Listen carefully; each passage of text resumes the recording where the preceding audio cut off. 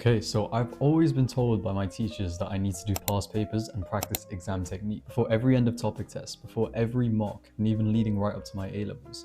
I did so many past papers, a plethora of past papers. It was almost like I had an obligation to do a past paper every time I sat down to study. I mean, bro, look at all these past papers, and this is just chemistry and biology right here. I literally ran out of printer ink allowance at my school because of all of these past papers, so I had to do my maths ones online. So yeah, I did a lot of past papers, and it kind of served its purpose. Every time I sat down to study, it gave me something very explicit and very tangible, a very explicit, tangible task to carry out. And this really helped me as a student who always struggled to sit down and study because it gave me something very tangible to do. The main issue I had with past papers is that after I had done them, I would never revisit them and I never reused them after. It was just do them once and move on to the next. After I had done them, I would just end up feeling lost after. It didn't matter if I had done 4 past papers or 1 past paper before my mocks, I would always plateau my grade in chemistry and biology. So before my end of year 12 mocks, I said screw it. I'm not going to do a single past paper for biology to see if I could break through the barrier for an A star and try to get to the top of my class. So we got our results back and I got an A star and nobody in my class had gotten above even a C. Now the main question, what was actually holding me back when I was doing past papers? The main problem I had with past papers is that I would attempt them with the intent to get a good score and then move on to the next one and get a higher score than before. And since past papers don't actually cover everything you need to know, you end up leaving gaps in your knowledge, and then it comes back to bite you in later past papers because you'll never have enough past papers to actually get a good test sample of where your knowledge stands. This may not be the case in maths, but it definitely was in chemistry and biology. When I swapped my main revision method to doing Anki flashcards and doing spaced repetition through that, I was able to cover every topic down to a T and fully exhaust my weak areas in every single topic. Now with Anki cards, there was also no time limit on them compared to my past papers. With my past papers, I do them all under time conditions to replicate the real exam structure. And what I found was when I was doing Anki cards with no time limit, it allowed me to think in a more broader sense. Every time I was writing the answer to a card, I think, hold on, is this the right answer? What topics does this link to? And therefore I was linking the things that I was studying to real life and the different topics in biology as a whole, for example. One way I actually did this was through a topic that I originally hated and despised, which was evolution. I know you guys who do biology, and even if you don't do biology, you probably are familiar with Darwin's theory of evolution. If you're not, I'll quickly explain it. The basis of it is that you take an organism and it adapts to an environment, and every single reproductive cycle, essentially, with each offspring, it becomes more and more adapted to the environment as the more desirable traits are passed on to the ancestors. Not the ancestors, the offspring.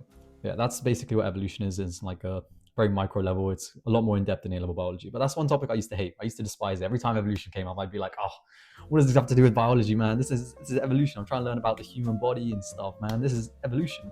But then I started thinking in a more broader sense when I stopped doing as much past papers. And I started thinking, hey, how does this evolution relate to my life? And then I thought, oh, this actually relates a lot to the gym, for example. Every time I do a workout, I come back and I may be stronger than the last time. Like each week or every 2 weeks, I get stronger.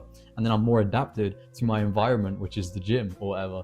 A little bit of a crappy example, but you guys get the point. I was able to make these connections between things I was studying and real life, which made it 10 times more interesting. Not doing past papers kicked off this whole process because it forced me to try different study habits and techniques. This required me to think more like a human being rather than just droning off like an AI doing the next task on my desk. And I did so many study techniques. I used pre-made flashcards.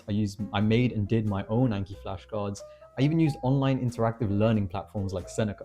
I'm sure you guys have heard of Seneca.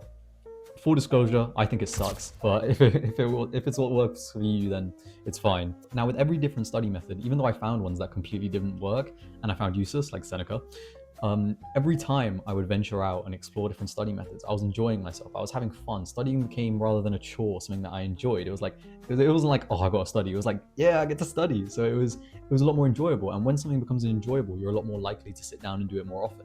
Past papers just felt like a drag. It was like, oh god, on past paper done, on to the next. Got to do this next past paper now, unless it was for maths. But for biology and chemistry, there's not much learning there. You feel like you're locked in. There's not much freedom, and that made me just not enjoy learning at all. But when I focused more on developing my own memorization techniques and building my own separate knowledge, I was able to enjoy studying a lot more. I was no longer bound to a specification my teachers would print out at the start of every class and hand out to me on my desk. Now, there's actually scientific studies to prove this as well. For example, and this is not just in studying, in working out. I know I talk a lot about working out, I'm sorry, that's one thing you guys are gonna have to get used to on this channel. But in working out, they've done studies where they see that even simple things like working out with a training partner or working out to a nice playlist of songs that you enjoy can often increase your ability to train closer to failure and therefore see more muscle growth. This is very interesting because this shows that with simple enjoyment allows you to work 10 times harder and more likely to be more consistent. If you have a buddy that you train with in the gym, you're more likely to go to the gym here and there again and again.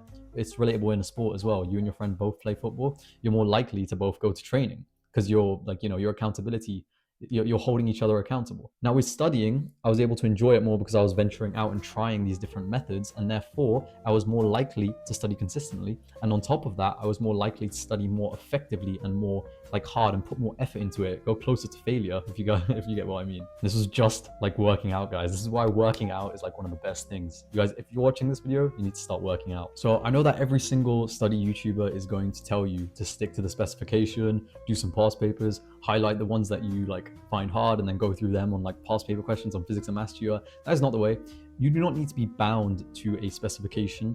I understand that they're only going to test you on topics from the specification in your exam, but think beyond the exam. You're in it. You're in learning for the long run. You guys are thinking way too short term. You do your A-levels in 2 years, so the wider reading, the finding your own study methods, etc. This is going to benefit you a lot more into the future. And if you guys plan on going to university, for example, you're going to be able to use these study techniques you develop and like your own personalized plans there in university. So you may not reap the benefits now, but 5 years down the line, you're going to be thanking yourself that you were exploring and venturing all this stuff in A-levels, and now in university you're able to lock in, do your revision in like a calm and consistent way, and get high grades at university where you don't have like a chance of failure. So yeah, I'm not saying to completely throw your past papers in the bin like I'm doing in my clickbait thumbnail, but what you want to make sure is that you're not just doing past papers. I see a lot of people saying past papers is the only revision method you need. Every study YouTuber, every study TikToker loves their past papers. And I'm telling you that past papers are not the only effective way to revise. Let's say you've been doing something that worked extremely well in GCSE. Don't change to just doing past papers in A-levels simply because you think that may work better. Unless you've gone out and tested your revision techniques in A-level and noticed that they're just not working, then it's fine to switch, but don't change something that already works. Why would you change a system that works? So yeah, that's pretty much it from this video. Yeah, so you don't need to bin your past papers, but tone it down, do more Anki, do more like notes, even note taking, highlighting, like watching a cool documentary related to the topic, even to think in more of a broader sense, like outreach out with your different study methods. And yeah, I hope you guys listen to my advice and don't get locked in on the past papers and specification. And I hope you guys are able to learn more and get better grades. If you like this video, like, comment, subscribe, and I hope to see you in the next one. Bye.